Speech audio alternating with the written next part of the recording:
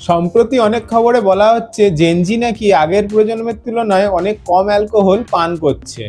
কিন্তু কেন এরকম হচ্ছে? আগে অনেক জায়গায় অ্যালকোহলকে সমাজের অংশ বা আনন্দের একটা অংশ হিসাবে দেখা হতো, কিন্তু নতুন প্রজন্মের মধ্যে একটা পরিবর্তন দেখা যাচ্ছে। এখন জেনজি অনেক স্বাস্থ্য, মানসিক সুস্থতা আর ফিটনেসের দিকে অনেক বেশি মনোযোগ দিচ্ছে। আর একটা বড় কারণ হলো তথ্যের সহজলভ্যতা।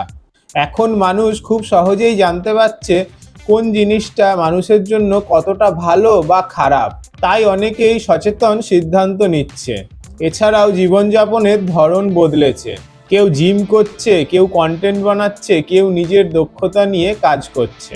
এর মানে কিন্তু এই না যে পুরো প্রজন্মটাই একই রকমের। কিন্তু একটা প্রবণতা দেখা গেছে, অনেক তরুণ এখন আগের থেকে অনেক বেশি সচেতন। সময় বদলালে অভ্যাসও বদলায়, হয়তো এটা সেই পরিবর্তনেরই একটা ছোট্ট উদাহরণ।